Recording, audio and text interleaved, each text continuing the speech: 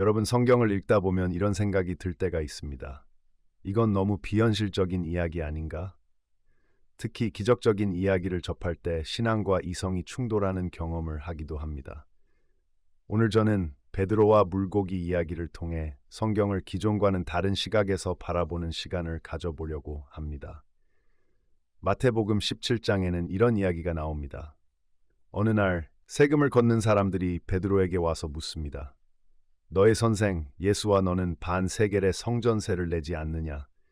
베드로는 망설임 없이 내신다 라고 대답했지만 속으로는 깊은 생각에 잠겼습니다. 당시 예수님과 베드로는 매일 하나님의 말씀을 전하며 아프고 가난한 사람들을 돌보는 일에 헌신하고 있었습니다. 그렇기 때문에 사실 세금을 낼 돈이 없었습니다. 이런 베드로의 걱정을 아신 예수님은 이렇게 물으십니다. 세상의 임금들이 세금을 누구에게 받느냐? 자기 아들에게 받느냐? 아니면 타인에게 받느냐? 베드로는 대답합니다. 타인에게 받습니다. 예수님은 이 비유를 통해 중요한 점을 가르쳐 주십니다.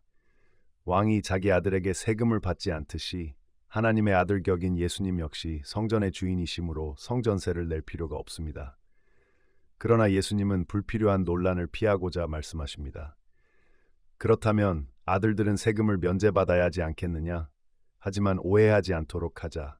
바다에 가서 낚시를 던지면 가장 먼저 잡히는 물고기의 입에서 한 3개를 얻을 것이니 그 돈으로 나와 너의 세금을 내어라. 이 이야기는 전통적으로 예수님이 기적을 일으켜 물고기가 동전을 물고 있게 하셨다는 해석으로 전해졌습니다. 즉 물고기 입에서 돈이 나왔고 그것으로 세금을 냈다는 것입니다. 하지만 정말 그랬을까요? 성경에서 물고기는 단순한 생물이 아니라 종종 사람을 의미합니다. 마태복음 4장 19절에서 예수님이 처음 베드로를 부르실 때 하신 말씀이 무엇이었습니까? 나를 따라오너라. 내가 너희를 사람을 낚는 어부가 되게 하리라. 즉 예수님은 베드로를 단순한 어부가 아니라 사람을 전도하는 전도자로 부르셨습니다.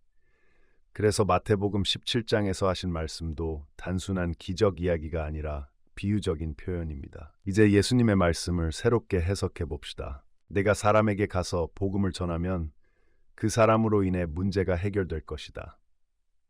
즉, 베드로가 한 사람을 만나 복음을 전하다가 성전세에 대한 상황을 이야기했고 그 사람이 감동을 받아 예수님과 베드로를 위해 한 3개를 내어준 것입니다.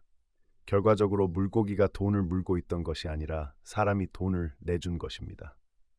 이제야 말이 됩니다. 예수님이 베드로를 하나님의 사역을 위해 부르셨는데 돈이 필요하다고 다시 업으로 돌려보내실 리가 없습니다.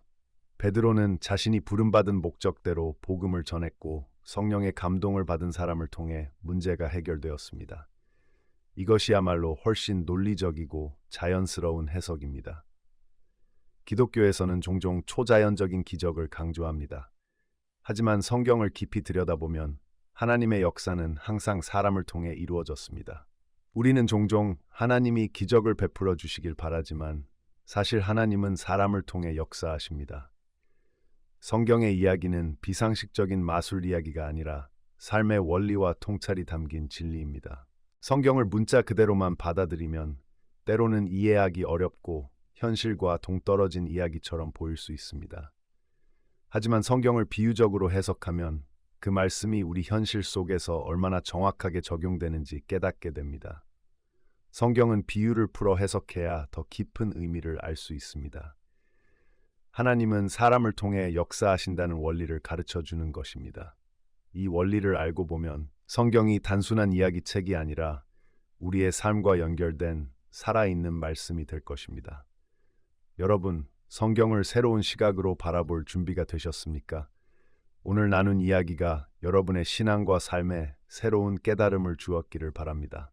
다음 이야기에서 또 만나겠습니다. 감사합니다.